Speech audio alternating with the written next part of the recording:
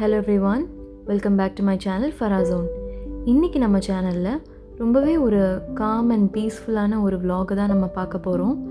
இந்த வீடியோவில் நான் ஒரு பிரேக்ஃபாஸ்ட் ரெசிபியும் அப்புறம் லஞ்சுக்கு ஒரு சீ ஃபுட் ரெசிபியும் நான் ஆட் பண்ணியிருக்கிறேன். அப்புறம் அன்றைக்கி ஈவினிங் நாங்கள் பீச்சுக்கு போயிருந்தோம். அந்த வீடியோவையும் நான் ஆட் பண்ணியிருக்கிறேன். ஸோ இந்த வீடியோவை ஃபுல்லாக பார்த்து என்ஜாய் பண்ணுங்கள் அண்ட் மறக்காமல் என் சேனலுக்கு சப்ஸ்கிரைப் பண்ணுங்கள்.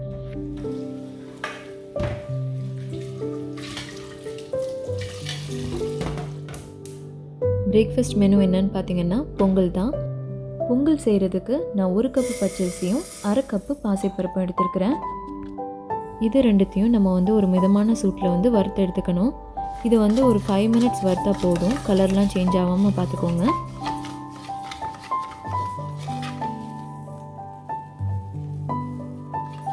வறுத்ததுக்கப்புறம் பச்சரிசியையும் பாசிப்பருப்பையும் நம்ம கழுவி எடுத்துக்கலாம்.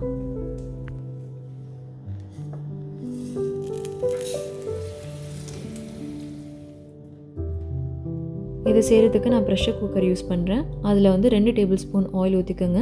1 டீஸ்பூன் இஞ்சி, அதுக்கப்புறம் 1 பச்சை மிளகாய். நான் 1 தான் யூஸ் பண்ணியிருக்கிறேன். ஏன்னா சின்ன பிள்ளைங்களுக்கு கொடுக்குறதுனால நீங்கள் இன்னும் 2 கூட யூஸ் பண்ணிக்கலாம். அதுக்கப்புறம் 1/2 டீஸ்பூன் பெருங்காயத்தூள். இதை தாளித்ததுக்கப்புறம் நம்ம வாஷ் பண்ணி வச்சுருந்த அரிசியையும் பாசிப்பருப்பையும் நம்ம சேர்த்துக்கலாம்.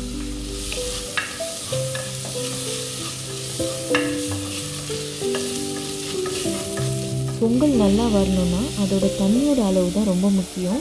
அதனால் 1 கப் அரிசி 1/2 கப்பு பாசிப்பருப்புக்கு நம்ம மொத்தமாக 5 கப்பு தண்ணி சேர்த்துக்கணும். இதில் லாஸ்ட்டாக உப்பு சேர்த்துக்கிட்டு அதுக்கப்புறம் 4 விசிலுக்கு குக் பண்ணி எடுத்துக்கோங்க. அப்புறம் இந்த பொங்கலுக்கு தாளிக்கிறதுக்காக நம்ம ஒரு பேனில் நான் 2 டேபிள் ஸ்பூன் நெய், நல்லா தாராளமாக நெய் ஊற்றிருக்கிறேன். அதுக்கப்புறம் கொஞ்சமாக கேஷ்யூ நட்ஸை வறுத்துட்டு அதில் 1 டீஸ்பூன் ஜீரகம், கொஞ்சமாக மிளகு, அப்புறம் கொஞ்சம் கருவேப்பிலை, இது எல்லாத்தையும் சேர்த்து நல்லா தாளித்து எடுத்துக்கோங்க.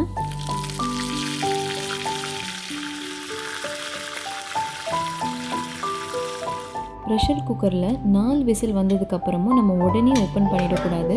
அதை நல்லா அந்த ப்ரெஷர் அமர்ற வரைக்கும் நம்ம வெயிட் பண்ணணும். ஒரு 10 மினிட்ஸாவது வெயிட் பண்ணணும். அப்போ தான் இந்த பொங்கலோட கன்சிஸ்டன்சி ரொம்ப நல்லாயிருக்கும். ஒரு பட்டரி டெக்ஸ்சர் இருக்கும். அதுக்கப்புறம் நம்ம தாளித்து வச்சுருந்ததை நம்ம இதோட சேர்த்து நல்லா மிக்ஸ் பண்ணி எடுத்துக்கலாம். ரொம்பவே ஹெல்த்தியாகவும் அதே சமயத்தில் சுவையாகவும் இருக்கிற நம்ம ஒரு பிரேக்ஃபாஸ்ட் ரெசிபி தான் இது. இது பார்த்திங்கன்னா இது என் ஃபேமிலியோட ஆல் டைம் ஃபேவரட். எல்லாருக்குமே பிடிக்கும். இந்த பொங்கல் நான் ஈசாக்கும் கொடுப்பேன், எஸ்ஸானுக்கும் கொடுப்பேன். இதுக்கு தொட்டுக்கையாக சாம்பார் இல்லைன்னா சட்னி ரெண்டுமே சர்வ் பண்ணலாம்.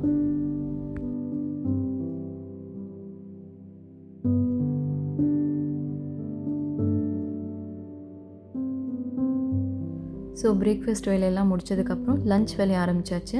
இன்றைக்கி நான் நண்டு மசாலா செய்கிறேன். அதுக்கு 1/2 கிலோ நண்டு எடுத்திருக்கேன். இது மொத்தம் 3 பீஸ் வந்துச்சு. அப்புறம் 1 டொமேட்டோ, 1 ஆனியன். இந்த டொமேட்டோவையும் ஆனியனையும் நம்ம பேஸ்ட் பண்ணி எடுத்துக்கலாம்.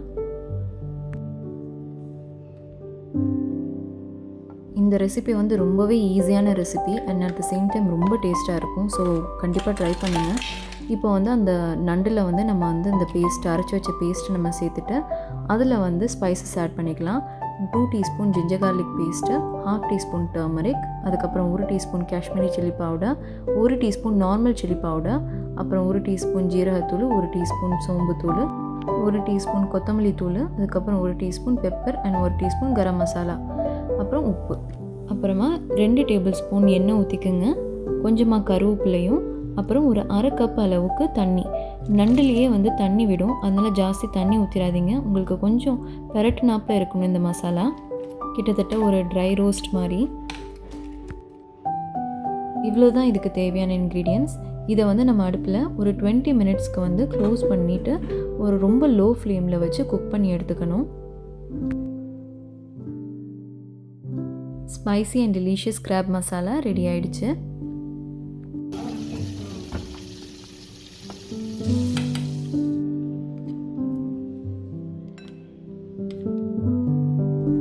அன்றைக்கி லஞ்ச் சாம்பாருக்கு சைட் டிஷ்ஷாக தான் நான் இந்த நண்டு மசாலா செஞ்சேன். அதோடவே வந்து இந்த ப்ரான் ரோஸ்ட் இறால் வறுவல் செஞ்சுக்கிட்டேன். இது வந்து நம்ம ஈஸியாக எல்லார் வீட்லேயும் செய்கிறது தான். இதுக்கு தேவையான இன்க்ரீடியன்ட்ஸ் எல்லாம் அந்த சைடில் கொடுத்துருக்கேன். அந்த இன்க்ரீடியன்ட்ஸ் எல்லாம் சேர்த்து மிக்ஸ் பண்ணிவிட்டு நம்ம வந்து எண்ணெயில் பொரிச்சு எடுத்துக்க வேண்டியது தான். அப்புறம் வெஜிடபிள் கான்ட்ரிபியூஷன் இருக்கணுங்கிறதுக்காக கேரட் கூட்டு, அந்த கேரட் கூட்டுக்கு தேவையான இன்க்ரீடியன்ஸும் நான் சைடில் கொடுத்துருக்குறேன். நார்மலாக எல்லார் வீட்லேயும் செய்கிற மாதிரி தான் கேரட் கூட்டு ரெசிபி. அதில் ஒரே வேரியேஷன் என்னென்னா, நான் கொஞ்சமாக மேகி க்யூப் சேர்த்துப்பேன், வெஜிடபிள் ஸ்டாக்கு. அதை மட்டும் கொஞ்சம் ஃப்ளேவருக்காக நான் ஆட் பண்ணியிருக்கிறேன், அவ்வளோதான்.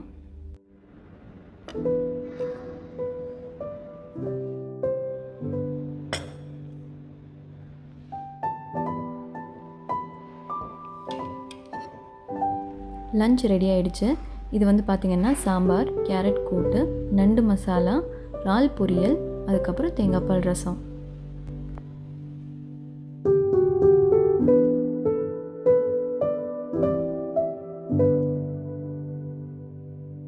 லஞ்செல்லாம் முடிச்சுட்டு ஆல்மோஸ்ட் ஒரு 4 o'clock போல் நாங்கள் வந்து பீச்சுக்கு கிளம்பி போனோம்.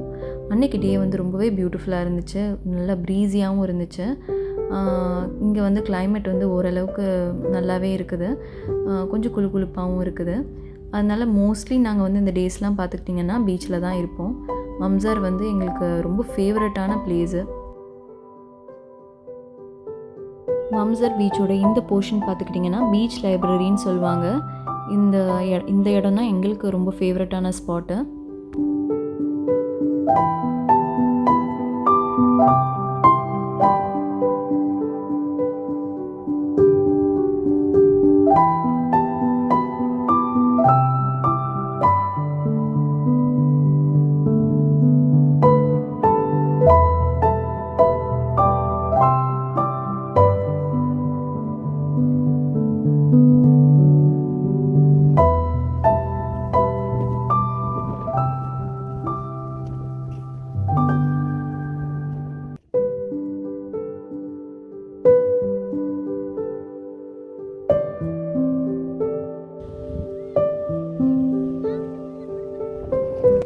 எனக்கு பீச்சுக்கு போனாலே வந்து மைண்ட் வந்து ரொம்ப ரிலாக்ஸ்டாக ஃபீல் பண்ணுவேன்.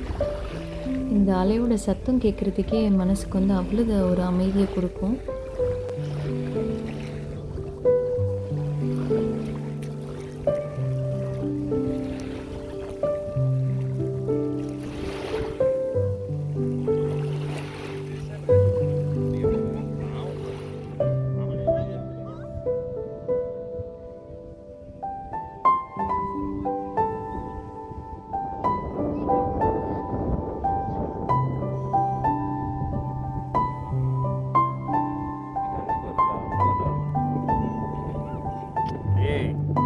கண்ணுக்கு போகுதுடா.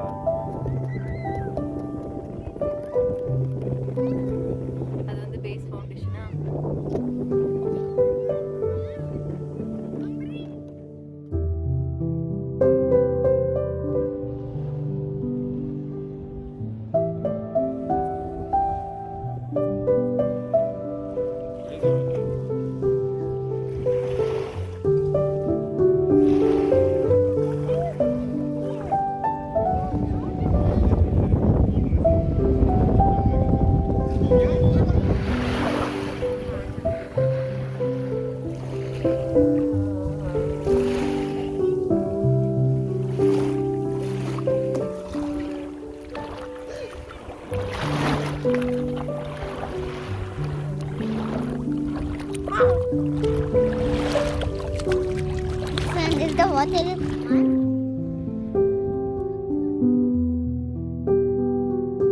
மகரிப்க்கு அசான் சொல்லிட்டாங்க.